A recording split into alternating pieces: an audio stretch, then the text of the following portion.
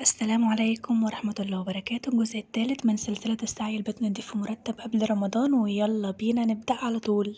في الجزء ده أنا هبدأ أشتغل في الصالة، وقسمت الصالة عندي لجزئين، في يوم هشتغل السفرة والنيش والبوفيه، واليوم التاني بقية الصالة. وقبل ما اشتغل كان عندي شوية تعديلات عايزة اعملها قبل التنظيف وكده، ان انا رف التلفزيون كان عالي قوي بالنسبة لي، وكمان التلفزيون فاول ما ركبته اصلا وانا عايزه انزله، فجبت بقى واحد يعمل لي كل الحاجات اللي انا عايزه اعملها بالمره، وبدأت ان انا انزله شوية وفرق جدا معايا. بعد كده بدأت ان انا اول حاجة طبعا اتفقنا عليها بننزل الستاير نغسلها في اول اليوم علشان نخلصها وننشرها، واخر اليوم لو لحقت تنشف نركبها ونكون خلصنا جزء كبير او مكان كله في يوم واحد. غسلتها الاول، نقعتها في البانيو فترة كافية لحد ما نزلت كل التراب اللي كان فيها، لان ستاير البلكونة ديت اكتر جزء من الستاير بيلم تراب. وبعدها حطيتها في الغسالة تاخد دورة غسيل كمان، وفي الاخر نشرتها. وهنا بقى بدأت اشتغل ان انا لميت كل الديكورات والمفارش، وبدأت ان انا قلت هبدأ اول حاجة بالنيش. كان هدت حيل حرفيا، بس خد مني وقت كبير جدا، بس الحمد لله انجزته. انا 3 سنين جواز ما كنتش غسلته غير في مرة واحدة وانا بنقل من شقتي الاولانية للشقة دي، كنت مسحته بس بفوطة كده وخلاص، فقلت لا خلاص بقى جه الوقت ان انا انزله واغسله غسلة محترمة وارجعه تاني. فاخد مني شغل يعني وقت طويل جدا في خلال اليوم، بس الحمد لله خلصته وخدته كله ما شاء الله على المطبخ، وبدأت اغسله وسبته يتصفى يعني. ولحد ما يتصفى كنت انا بقى بدأت لميت المفارش وغسلتها ونشرتها. وهنا عايزه اوريكم انا عامله ايه فوق النيش علشان التراب. انا حاطه الكيس ده، شايفين لامم كميه تراب قد ايه؟ انا غسلته ونشفته عشان ارجعه تاني، لان هو يعني ما عنديش المقاس ده ولا اللون ده، علشان بس ايه ما يبقاش باين لاي حد يدخل البيت او كده ان في كيس اسود مثلا او كده، فهو كان يعني كويس معايا. غسلته بس ورجعته تاني، بس بيحافظ جدا جدا على سطح النيش. بدأت بقى ان انا الم بقية كل المفروشات، غسلتها ونشرتها، وبدأت بقى ان انا ألمع النيش كويس جدا من جوه وبره، خليته فل بيلمع بفوطة تراب. الاول مسحته كويس وبعدين بدأت ألمعه.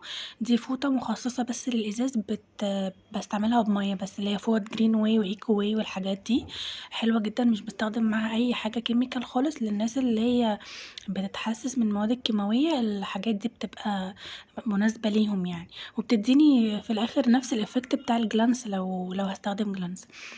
هنا بقى في اخر اليوم كنت خلاص خلصت وفرشت المفرش تاني، وجيت بقى رصيت النيش وشيلت كراسي السفرة كلها من مكانها، لمعتها ومسحتها وغسلت اللي هو القماش بتاع الكراسي نفسها، وكنست تحت السفرة كويس جدا. انا مش محتاجة ان انا اغسل سجادة السفرة ولا حاجة، لان هي مش متبهدلة يعني. وركبت الستاير في اخر اليوم، كانت نشفت الحمد لله، مسحت المواسير كويس جدا، وبعدين ركبت الستاير. عايزه هقول لكم على فكره حلوه جدا تخلي شكل الستاير عندكم الكسر واضحه كده. انا عامله لكم فيديو صغير مفصل، بس قلت انزله لكم هنا برضو. عندي حلين يعني هتديكي النتيجه ديت، والموضوع مش مكلف. اول حاجه رولات المناديل، اللي هي رولات المناديل التويل دي، بس مش هاخدها بالحجم، ممكن اقسم الواحده على 2 او اخد المقاس اللي انا عايزاه. تاني حاجه هو الفوم ده، بالاقيه في المكتبات الكبيرة، قصيته كده على الحجم اللي انا عايزاه، وببتدي ادخله كده بين تنايات الستاير، بيديني افكت حلو قوي قوي في الاخر، منظر الستاره بيبقى حلو. والفوم بيبقى يعني احلى شويه من ورق المناديل اللي هو هيعيش معاكي يعني، ولما تيجي تنزلي الستاره تغسليها وتعملي نفس الموضوع وتركبيها تاني، شكلها بيبقى حلو قوي قوي في الاخر. بعد كده بدأت في الجزء التاني من الصالة اللي هو الانتريه، ما شلت الشلت وكنست طبعا فرافيت بقى وبسكوت وكل اللي انتوا تتخيلوه.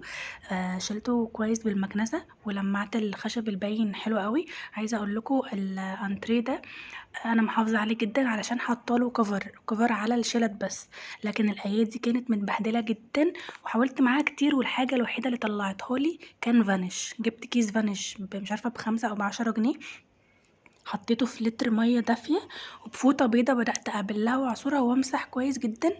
الفوطه البيضه حرفيا بقت لونها رصاصي. عملت كده كمان في كراسي السفره. وهنا بقى كنت غسلت الكوفر ده ورجعته تاني، وفي الاخر بعد المسح والتسييق والكنس وكده.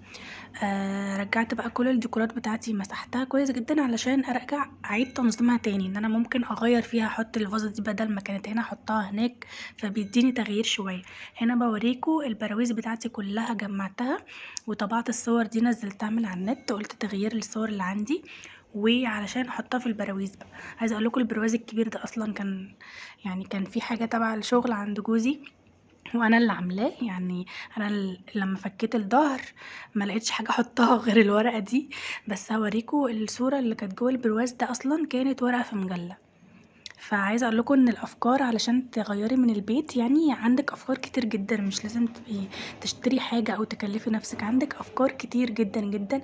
وهقول لكم على شويه افكار تحفه في باقي سلسله الفيديوهات، ما تنسوش تشوفوها، هتلاقوا افكار مهمه جدا هتغيري في البيت كله من غير ما تكلفي نفسك اي حاجه. البرواز التاني ده اصلا كان مرايه، تمام، وانا اللي شلت المرايه منه وعملته برواز، وبرده حطيت له الصوره ديت وبدات ان انا ارجعها مكانها كده وعطاني الشكل اللي انا عايزاه.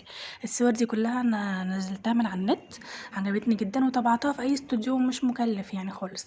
عايزه بقى ارص معاكم الحاجات، اعيد ترتيبها كده فوق رف التلفزيون. طقم الفازات ده عمره اكتر تقريبا من 45 سنه، كان حماية ربنا يكرمه يا رب، كان جايبه هدية لحماتي من العراق وهم صغيرين، تقريبا هم مخطوبين او في بداية جوازهم، فهي ادتهولي. انا بحب الحاجات اللي هي بتبقى فينتج كده وقديمة ومميزة، بحب الحاجات دي قوي. فانا جبت له الزرع دي وبصوا طالع شكله تحفه تحفه جدا ما شاء الله. وابتديت بقى احط البراويز هنا اللي هما الاتنين البني دول جنب بعض. بصوا انا مبسوطه بيهم جدا، حاسه ان انا اشتريت براويز جديده، وكمان نزلت الصور اللي انا بحبها، مش دايما بنلاقي صور جوه البراويز يعني على حسب ذوقنا، فعجبني جدا. وحطيت جنبهم بوت الزرع ده برضو لايق كده، ومش عارفه ازود حاجات تانية ولا كده حلو، يعني انتوا قولولي برضو رايكم. وبرضو البراويز التانية ديت انا طبعت لها صور برضو هنشوفها مع بعض. بصوا وانا بركب الصور الجديدة حطيت الصور القديمة في الظهر علشان ما تضيعش مني او تتبهدل، او لما عاوز ابدل وكده تبقى موجودة عادي في مكانها. واحدة حطيت فيها المعوذات التلاتة والتانية حطيت فيها آية الكرسي، انا بحب آية الكرسي جدا جدا جدا. حطيتها هنا. وبصوا عايزه اقول لكم البراويز دي على فكره مش غاليه، انا مش فاكره الصراحه كنت جايباها بكام، بس كانت في حدود 50 جنيه مثلا، وكان في منها الوان تانية. بصوا بقيه الصور ديت هوريها لكم هعمل بيها ايه في الفيديوهات التانية. وبدأت بقى أوزع بقية الديكورات كده وأغير في أماكنهم شوية. أنا حطيت الديكورات العادية، يعني مش هحط زينة رمضان طبعا من دلوقتي، زينة رمضان بنحطها قبلها مثلا ب3 4 أيام كده ولا حاجة، ودي بتبقى التنظيفة العميقة للبيت كله لرمضان. وقبل رمضان بيوم أو اتنين بندي طبعا الشقة مسحة كده بسيطة من على الوش، لأن احنا اوريدي منضفين تنظيف عميق، ونبتدي بقى نحط زينة رمضان. بصوا بقى هنا كنت طابعة دول للبروازين الأبيض دول، لأن هما لايقين مع غرفة النوم عندي جدا، هبقى اوريهولكوا ان شاء الله. وهنا حطيت البروازين دول، وقولولي رأيكم لو في حاجة عايزة، يعني ادوني آرائكم كده في الكومنتات، علشان انا بحب الاختلاف جدا، وانا اصلا كل يوم هتلاقوني مشقلبة الدنيا دي كلها.